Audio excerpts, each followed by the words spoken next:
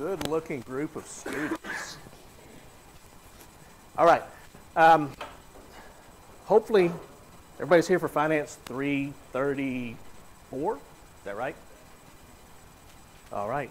And I'm hoping somebody has a book that I can take a look at. All right. Good job. I'll need to borrow that just a minute. All right. Tonight, what we're going to do in Finance 334 is we're going to take a look at the syllabus. We're going to take a look at the Canvas page. I know a lot of you have had me in class before. Some of you haven't. So we'll just talk about the class a little bit. We're really not going to get into it a lot until next week. One reason is I don't have a book yet. So some of you are ahead of me on that. I did order 2 today, so they should be here. But again, for next week, I know a lot of you don't have your books either, but go ahead and get your book. Be reading the first chapter, and we'll kind of really just get into that. But I want to make sure everybody has just a good understanding of the class, what I expect from you, what you can expect from me, and that type of thing. You do need the book, yes. Yeah. Yeah, you need the book. But you should be able to, I'm guessing you should be able to find this book pretty cheap. I mean, this is a 2013 book, something like that. They don't have a newer edition. This is the newest edition they have. So you should be able to, can you find it? I mean, has anybody found it online somewhere? How much? 40 bucks. Okay, so 40 bucks. That'll be the cheapest book you buy all semester. Okay. All right. Turn these out.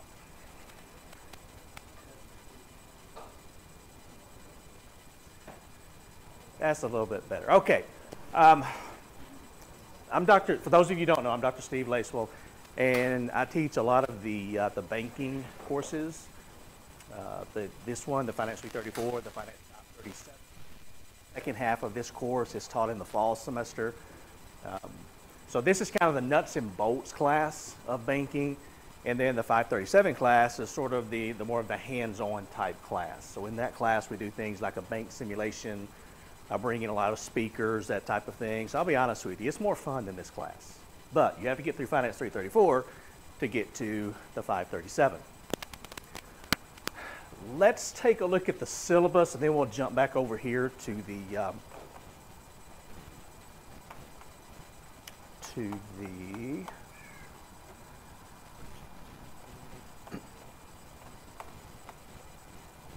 and this is not the best classroom to teach in, but we'll make it work.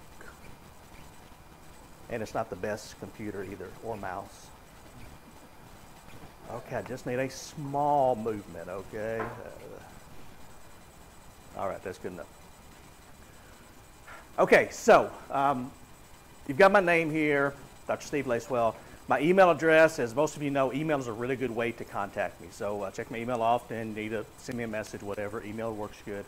Also, I've got my office phone listed here and my office location. For those of you who might not know, my office is in the Financial Services Center, which is directly below us on the first floor. It's the office with the television screen. It's a place where a lot of you, since most of you are going to be finance majors or possibly economics majors, a good place to hang out. I mean, we encourage that. Dr. Dern, myself, and the others, we want you down there. We want you hanging out, talking to each other, talking to us. I mean, that's kind of part of the experience. And so it's a really nice place to study. We've got some computer terminals. We've got a student boardroom that you can work on either projects as a group or study as a group, whatever. So let me encourage you to spend some time down there. Also, office hours. These are what I would term a rough estimate of my office hours. Now, what that means is, in addition to being a finance professor, I'm also the director of Murray State Center for Banking and Finance. That means that I work with a lot of banks. I'm out sometimes working with banks, either doing training or maybe teaching at a banking school. So just because it says I'm going to be in my office on Monday and Wednesdays from 12 to 2:30, sometimes I'm not. Sometimes the bank says, hey, we want some training on bank performance management on Monday at 11. So the reason I'm telling you this is I know some of you are driving from off campus. So if you're making a special trip to campus to see me during my office hours that are listed on the syllabus, please email me first or call or something, and let's get an appointment set up so I will make sure that I'm in my office when you want to meet with me. Okay, it's not a problem whatsoever. I'm here to meet with you and spend as much time as necessary making sure that you understand the material, or if you want to talk about other things such as careers, internships, whatever, I'll be happy to do that. But again, I'm not in my office always at these times.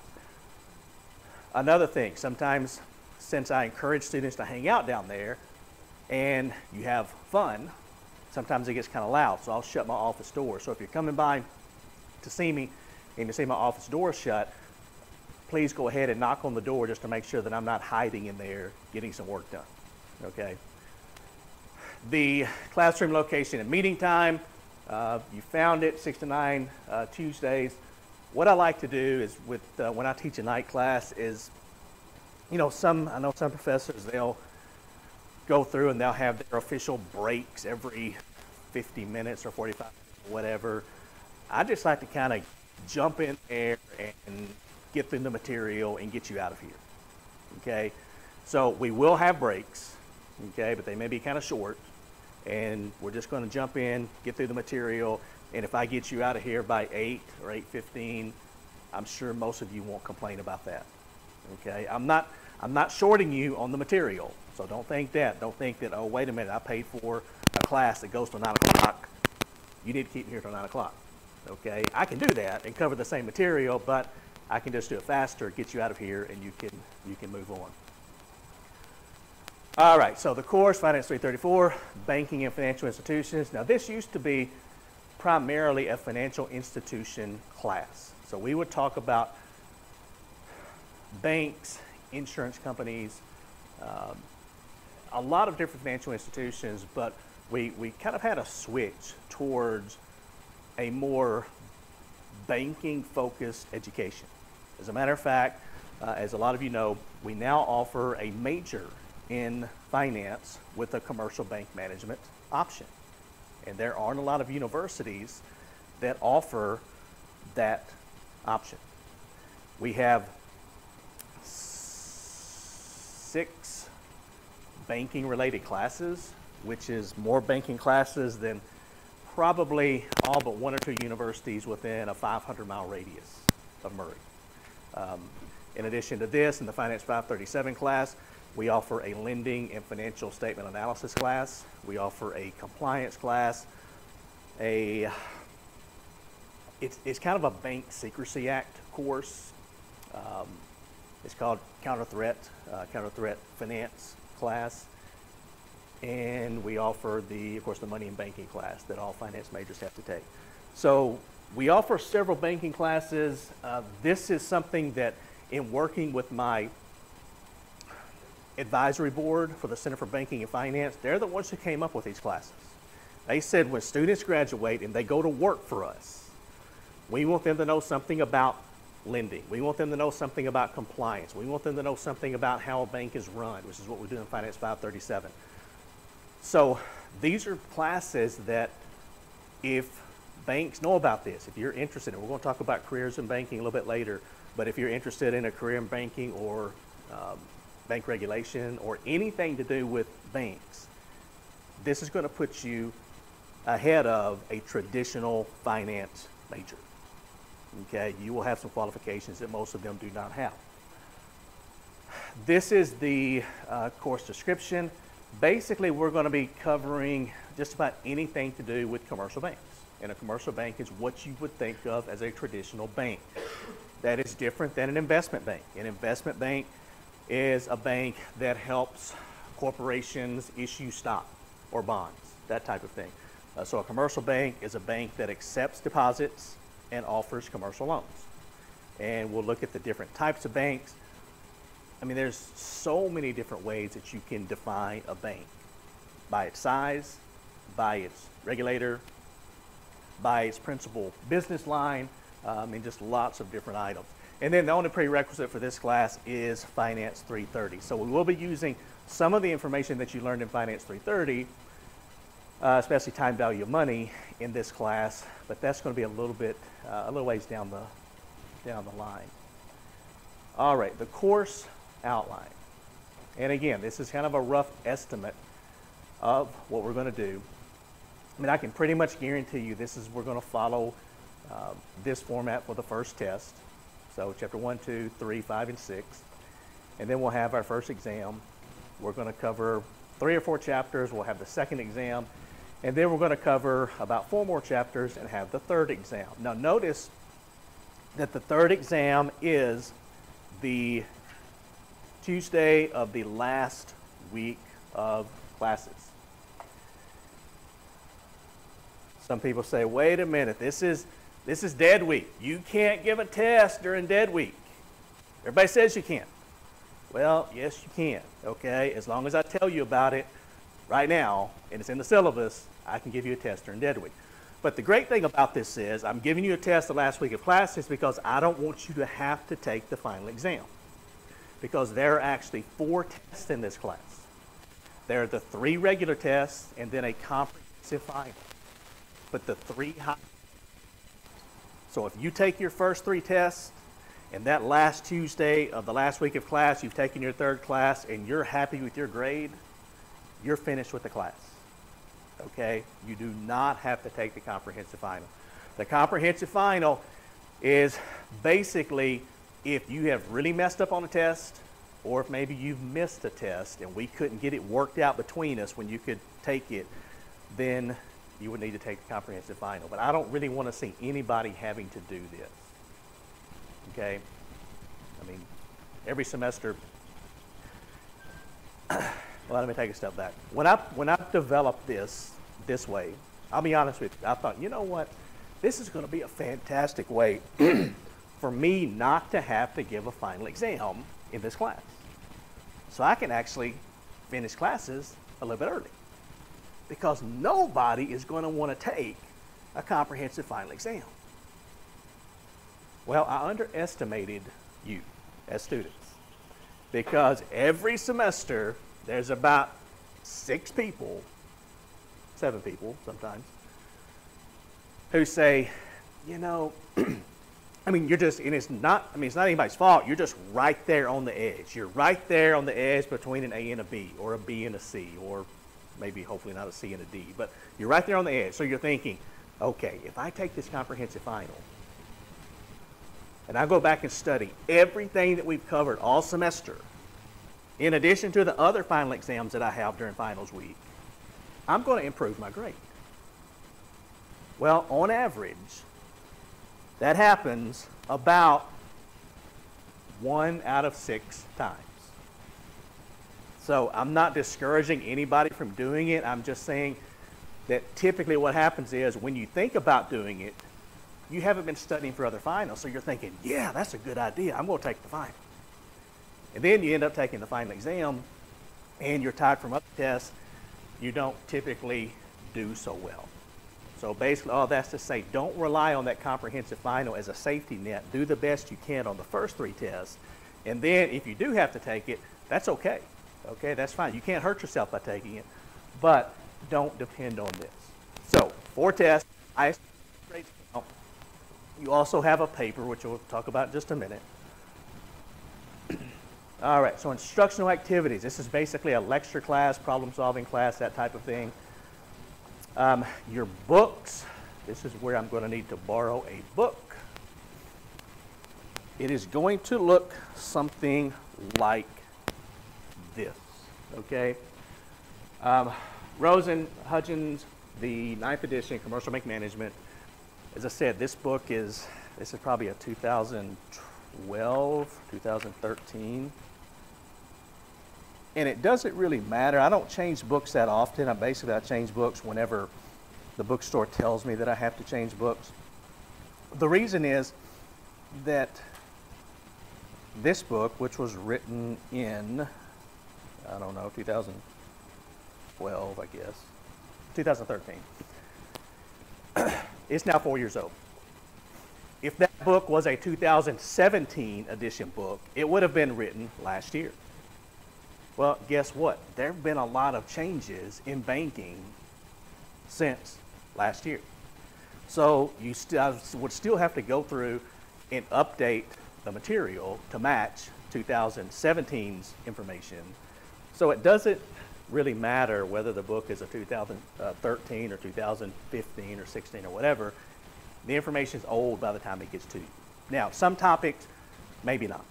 But with banking, banking changes a lot. Now, that's different than 30 years ago, 40 years ago. Because, I mean, for years and years and years, banking didn't really change much. It was a really nice, stable industry. It was a really nice, stable job. If you got in with a bank, the way it works is you started at the bottom, you worked your way up to the top, you made a pretty good living. You had what's called banker's hours, which banker's hours were pretty short. They would be from about 9 a.m. to 3 p.m. You got to play golf a lot, and it was a really, really easy life. That's changed some. It's still a fantastic way to make a living, but the opportunities available have exploded in terms of, if you've got a degree, what can you do with that degree? A lot of times we think about banking and we think of loan officer, customer service representative, a bank teller, and we kind of get a little bit just kind of fuzzy after that. You know, what else can I do in a bank? Well, there's a lot of stuff that you can do in a bank, which we'll talk about careers and actually offshoots of the banking industry a little bit later in the class. Okay, another thing that you're going to need, and I'm not saying you have to have one, but you're going to need it at some point, is access to a financial calculator. Most of you have taken Finance 330, you already have a financial calculator. You're not going to need that every week like we did when we were in Finance 330, but we are going to get into some time value of money. So hey, that's going to be in the future somewhat, so I'll let you know when we need that. But you just need a regular calculator in class, okay? The grades are going to be the basic 90, 80, 70, 60 format. They're going to consist of your highest 3 test scores, which are worth 26% each, and your research paper, which we'll talk about that later, which is worth 22% of your grade. So fairly straightforward, fairly simple in terms of the grades. Audit credit, if you're planning on auditing the class, which I don't think probably any of you will, but if you are, here's your information for audit credit. For tests, this is what I mentioned earlier. You're going to have 4 tests, the highest 3 count. And what I would really like to do, if at all possible, is I'm going to tell you in advance, at least probably a couple weeks in advance, when a test is going to occur. So if at all possible, please try to take the test on those evenings when we're scheduled to have a test. If for some reason you can't, if you're out of town for work, or if you're out of town for some type of official university business, or maybe you're just deathly sick and you can't take the test then, talk to me about it. Let's figure out a time and day when you can take the test so that you don't have to take that comprehensive final, because I don't want to see any of you having to take that if you don't have to. Okay, so I will work with you on that.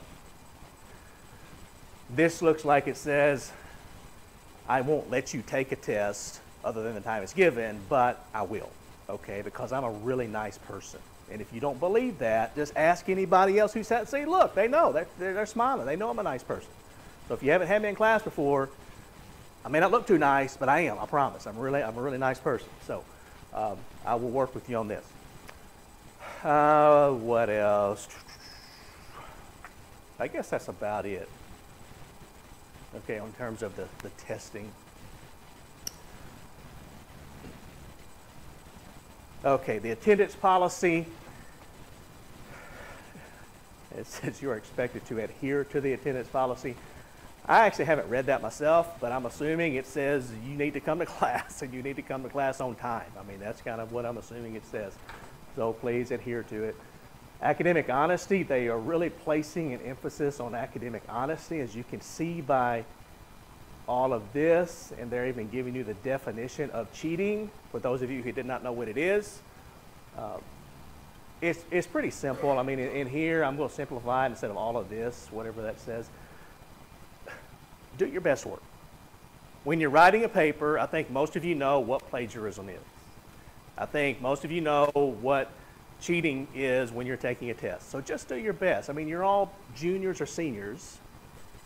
You're experienced at this. Do the best you can. If you mess up, so what? You mess up. Okay, it's not the end of the world. Well, just do the best that you can, and we will get along perfectly. All right, non-discrimination policy. As any of you who have had me in class before know, one thing that I am really serious about is treating everybody fairly. I can't promise you that the material we cover in this class will always be easy or if it's always going to be difficult, but I will treat you fairly, I will test you fairly, and I will grade your papers fairly. And if you have an issue with that, if you think I'm not, then please come see me, because I want to get that straightened out. And then we have other links such as assurance of learning.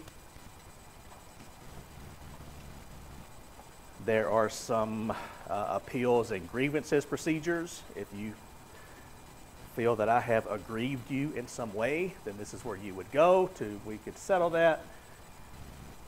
And this is basically saying that this class is going to take some time. I mean, it's not as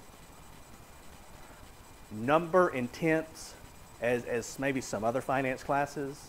I mean, there are parts where some chapters where it's really heavy, a lot of calculations, that type of thing.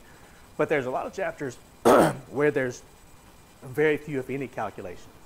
Because banking is a combination of two things. It's the quantitative part, okay, the numbers, but there's also a lot of qualitative issues in banking in terms of legal issues, ethical issues, and that type of thing.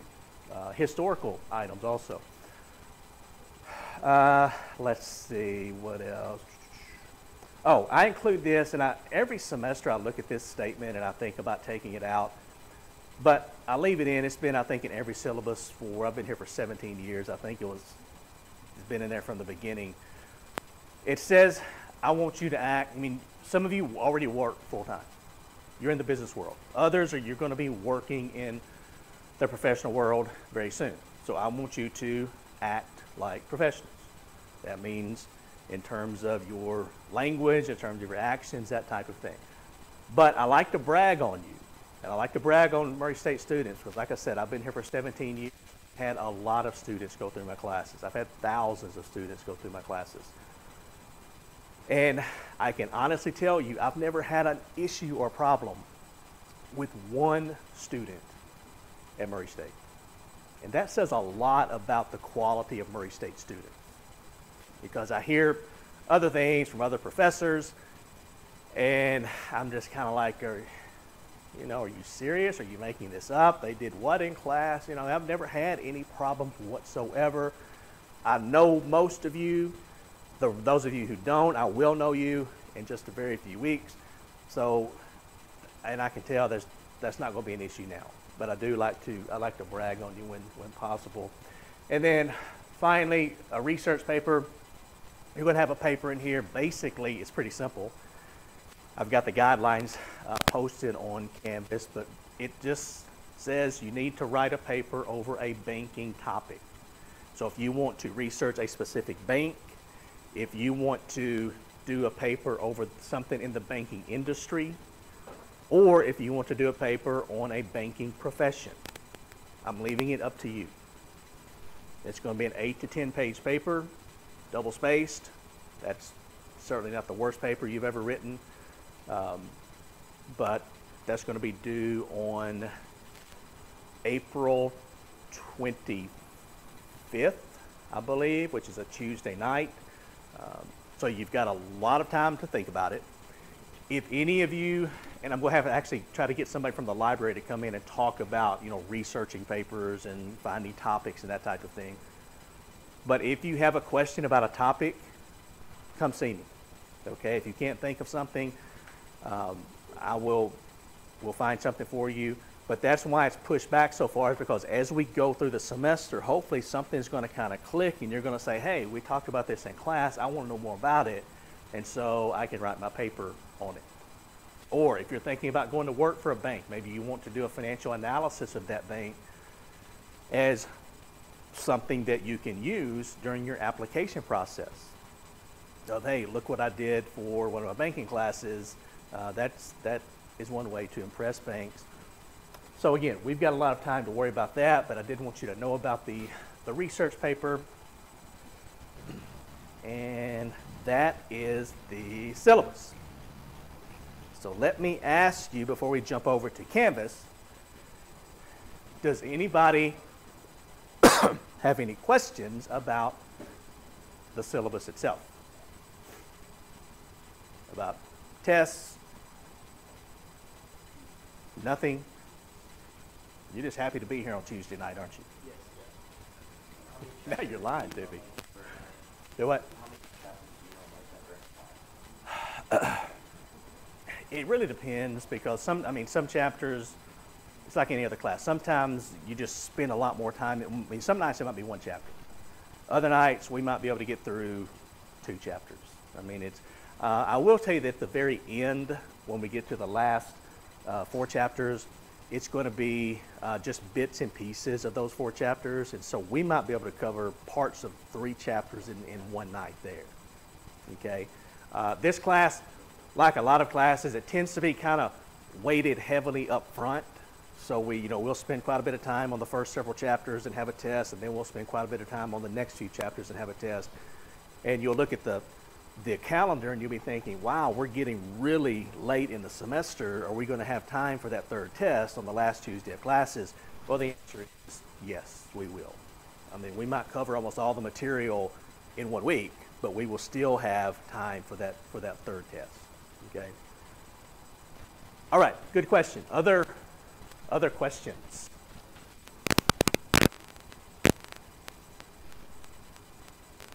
No more questions. All right. Let's take a look at the Canvas page really quickly. I just got this in place right before class.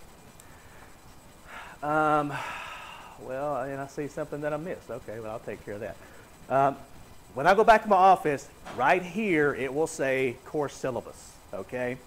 I do have it completed. I just didn't get it loaded, so it will say that. This is your instructor's manual. So for each, typically at the end of some chapters anyway, I will assign some homework questions. I don't take them up. They're just really good practice questions in terms of preparing for a test. And so when you're assigned those questions, you can go to the instructor's manual to take a look at the answers. If you're looking at that and you're thinking, I don't know what this is talking about, I don't know how to work this problem or answer this question, then I will be happy to work any and all problems in class. Okay, it's not an issue whatsoever. These are going to be the integrity recordings. If we don't have technical difficulties, I record all of my classes. So that's, you can probably tell by the microphone. So I will post those there. I don't want you to use that as a substitute for coming to class, because I really like you to be here. Mainly if I have to be here on Tuesday night after dark, I like you to be here on Tuesday night after dark, okay? If I've got to suffer, I want you to suffer with me. But if you do happen to miss a class, or if we covered something, you know, if we get into a technical area and you're like, I just really don't understand that, Integrity is fantastic because it's a screen lecture software. I think most of you are familiar with it. And you can go back and you can go over the topic as many times as you want. And again, in this room, I don't typically have too many technical problems, but so I'm assuming this will be okay with the Integrity recording. When it comes to the PowerPoint presentations, if you had me for Finance 330, this is set up exactly the same. If you click on Chapter 1, you will see you have two different sets here. One says in-class slides, the other says book PowerPoints. if you print these, and I would probably suggest printing these just to keep you from having to write so much. So if you would print them out ahead of time, you could put, 2 to a slide or 4 to a slide or however good your eyesight is. But if you click on this and print it, this is what we're going to be using in class. This is what I'm going to be lecturing from. Now, let me advise you, don't go past chapter 1 in terms of your printing, because I'm constantly updating these. And so, for example, I appreciate the effort, but don't go print out 10 chapters worth tonight after class, because they're going to change. Chapter 1 is correct. The other chapters are yet to be updated. But you'll see that for each one of these. The book PowerPoints, I mean, you don't really have to even take a look at these, but if you just wanted some more information, you could. The ones that are used in class, I take the ones that are in the book, I add a lot to it, I take a lot out of it, because some of the information is just not useful. And so that's what this consists of. And you can see that for each of the chapters that we will cover. All right, test items. You will find here study guides. For example, test 1 study guide, test 2. There will be some practice questions for different tests, solutions to practice questions, etc. So there may be some additions to this as we go through the semester, but this is a good start. Research paper information. These are your guidelines for the research paper, which we'll talk about that later. This is where you're going to submit your research paper. They will all be submitted via Canvas, so there will be no hard copies. You can just submit it here.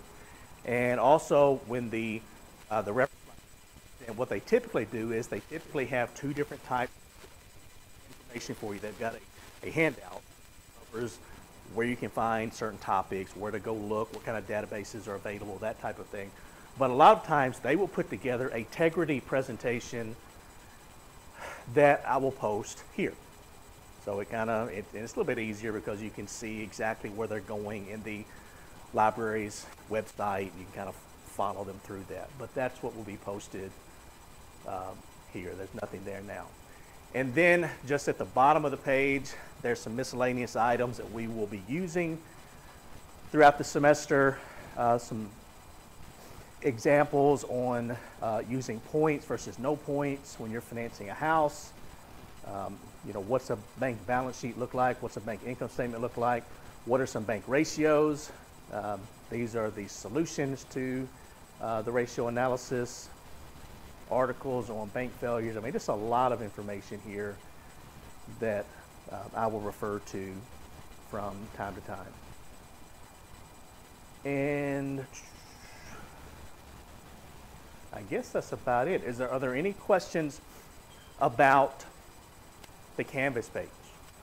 And the layout, makeup, anything? Okay, let me talk to you for just a couple more minutes about some things, and then I'll get you out of here for the night. As you can tell, I've been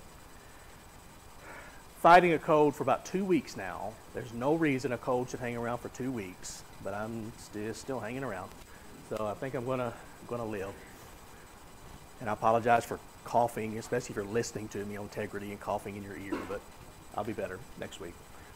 Some things about banking. Now, and again, I teach the banking classes, and my background is in banking. That's one reason that I find it so interesting. In addition to doing this, okay, and teaching you banking, I also teach at some banking schools around the country. So for those of you who may work for a banking school or a graduate school of banking is where you go to work for a bank, and some of the people in my classes in banking school, some have been there for 3 years, some have been there for 30 years. But they will send their employees to schools such as the LSU Graduate School of Banking. So it's Louisiana State University. I teach there typically the first week in May each year. And we've got about 800 bankers who are there on campus.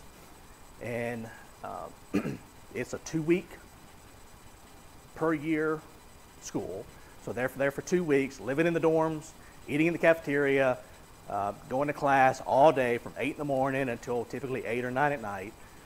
And they're getting a lot of the same information that you're going to get in here.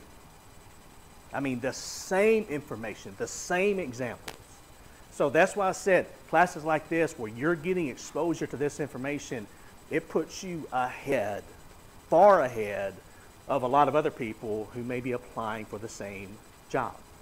I also teach at the Barrett School of Banking, which is held on the campus of Christian Brothers University. It's typically held actually LSU's the first week of June. Barrett's typically the last week of May. And it's the same way. The only difference is instead of being 2 weeks per year, it's 1 week per year, and that's for 3 years. LSU's also 2 weeks per year for 3 years. Those students have homework assignments in between, a lot of homework assignments during the year.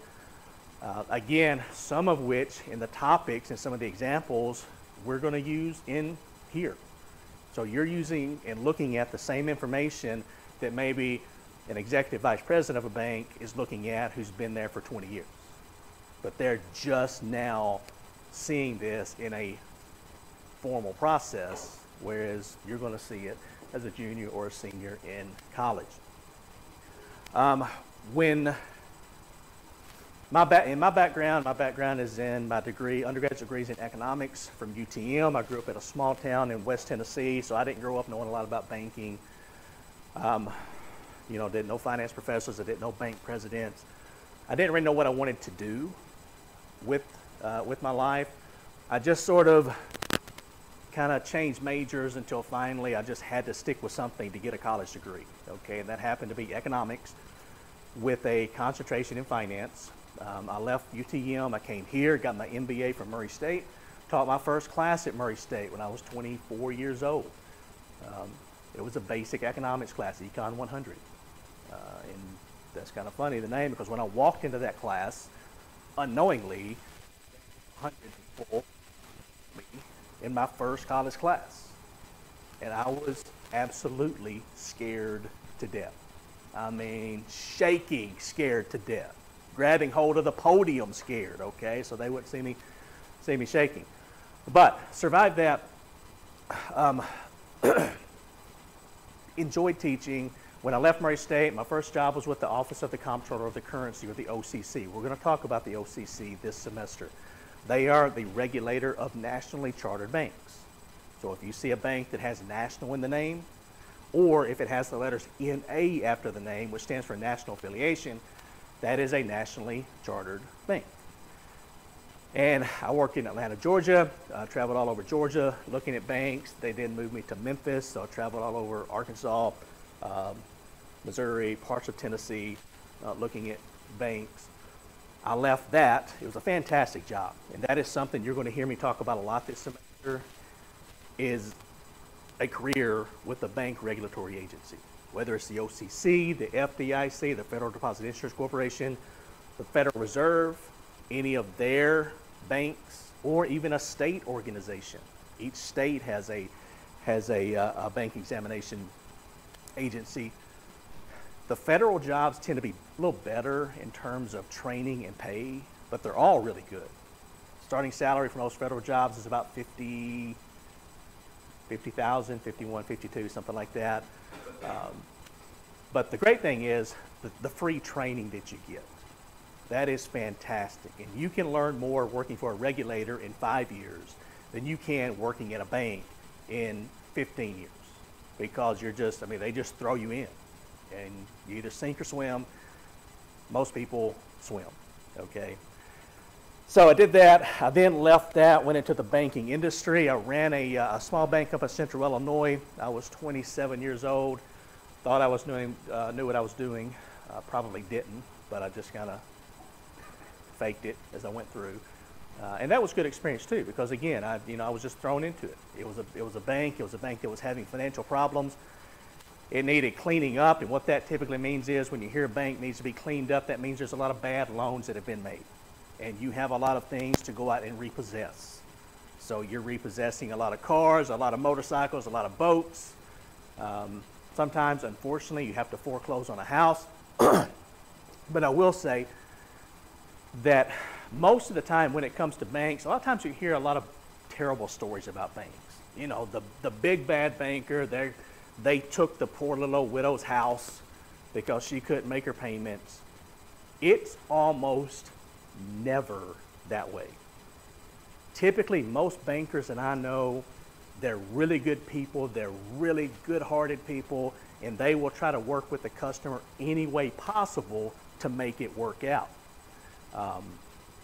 Sometimes it just doesn't. I've got some stories that I'll tell you throughout the semester.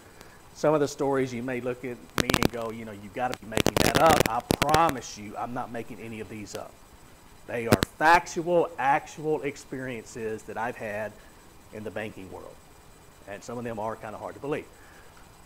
I left Central Illinois after a while, moved back to my hometown, and I thought, man, I am here. I'm working at a bank. I'm a vice president at a bank. I make a pretty good living. This is where I'm going to be for the rest of my life. Well, you know how some of those plans go. The bank was being bought out. It was a locally owned bank. It was being bought out by a larger bank, which means there's nothing wrong with large banks, but it meant that just some of the decision-making authority that I thought I was going to have was going away. And I've been teaching some night classes, and I thought, you know what, I'm going to see what it takes to get a PhD and do this full-time, because again, at that time, I didn't know. So I started talking to people. I started talking to some of my old professors. I decided I wanted to give it a shot, see if I could do it, and so I ended up selling pretty much everything I owned, moved to Starkville, Mississippi, enrolled in Mississippi State's doctoral program, and walked out of there later with a PhD in finance. So that was kind of how I got to this point. And when I was graduating, when I was leaving there, Murray State did have an opening, so I thought that's pretty good. You know, I like Murray, I like the area, I like the students, but I want to take a look around just to see what else is out there, because I think I owe it to myself just to see what other jobs are out there. And so, and I had some interviews and some job offers from some really good universities. I mean, one of my favorites, I mean, it was a fantastic university, was Pepperdine University. Pepperdine is in Malibu, California. Malibu was not cloudy and rainy and 50 degrees today, which actually today was a pretty nice day, okay, for us. Well, I'm assuming it wasn't. I'm almost guarantee you can look it up if you want to. It was probably sunny and about 75 or 80. But if you ever seen the campus, you can go to their webpage. It is a gorgeous campus. They're up on a hill overlooking the Pacific Ocean. So just like us, if you're sitting in class and you're looking this direction, you're looking at 16th Street, if you can see through the walls, those students are sitting in class looking out through actual windows, looking at the Pacific Ocean and the Pacific Coast Highway. So it's a beautiful campus. The problem was the setup just wasn't right. And when you're a new professor, you have to be surrounded by a lot of experienced professors in terms of helping you with research, because if you're not going to move up the ladder at all. And what they wanted me to do was essentially teach graduate night classes all up and down the California coast. So I wouldn't even have to go into the office, and that sounds fantastic, other than you've got to publish to get tenure to keep your job. And that just wasn't going to happen with that setup. So unfortunately, I told them thanks, but no thanks. Interviewed with some other schools, but I eventually came back to Murray for a couple of reasons. One is, what I like to do is around Murray in Western Kentucky, you know, outdoorsy type stuff. That's just, you know, a lot of times you have professors, and I understand this because I had a bunch of them too. And you've got these professors and you're thinking, what in the hell do these people do all day? They're in their office. What do they do for fun? They must not have fun. I don't know what they do on weekends, okay? But believe it or not, most of your professors, not all, but most of them are actually just pretty normal people that do normal stuff. And so, fortunately, what I like to do can be found here. Also, a lot of the students that I work with have an interest in business, have an interest in finance, but maybe you didn't grow up knowing a lot about finance. So you think it's something that you're interested in, maybe you want to go to work for a bank or something like that, but you're not really sure, how do I get started? Where do I go look for a job? What kind of jobs are out there? What kind of money can I make? That type of thing. And I work closely with a lot of students in terms of trying to help you find jobs, full-time jobs, part-time jobs, internships, that type of thing. You'll probably, hopefully, be getting several emails from me this semester talking about jobs that are available, either part-time, full-time, or internships. And of course, that depends on who contacts me. But over the last 17 years, I've been working with all students, and you're going to hear me talk to you about this too. I'll go ahead and tell you right now once, and I'll tell you 10 more times before the semester's over with.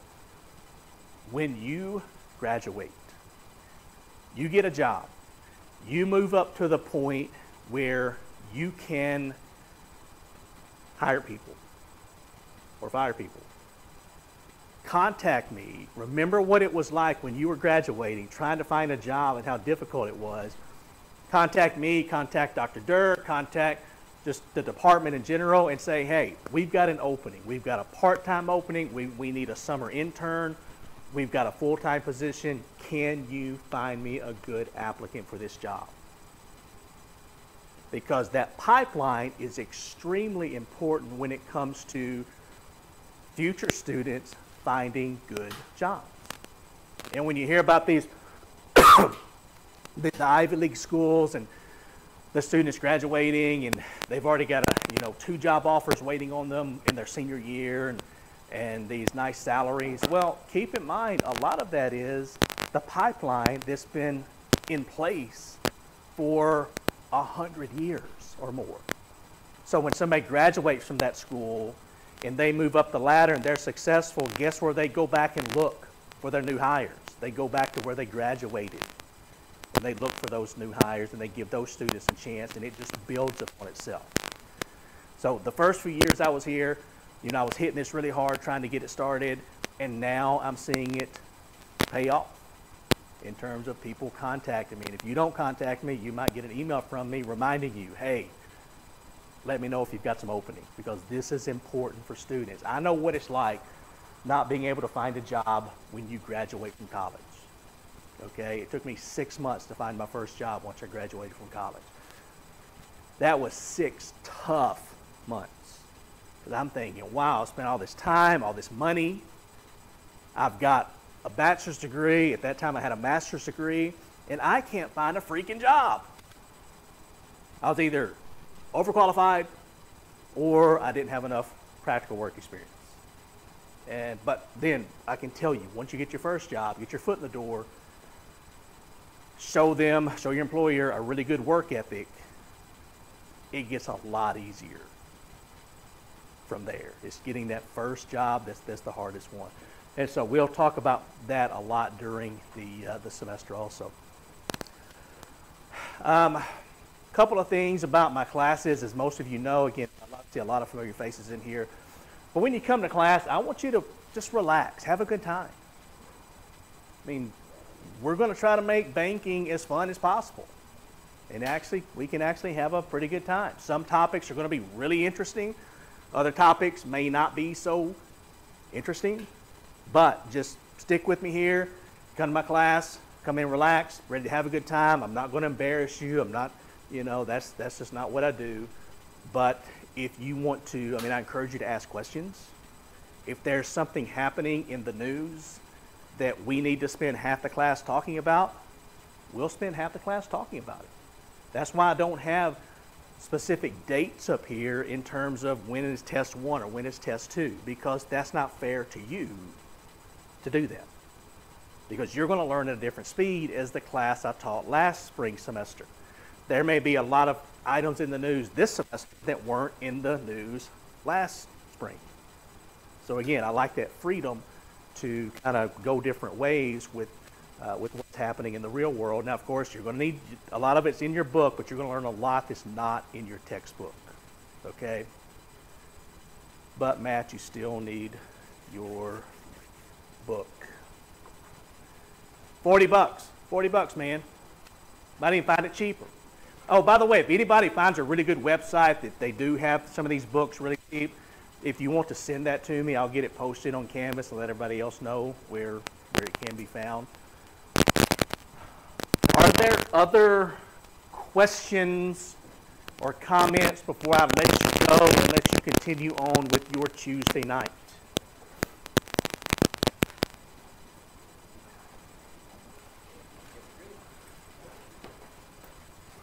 Okay, I'm glad you didn't all talk at once. Everybody have a great week. Be getting your book. Be reading chapter 1. I will see you back here next Tuesday night.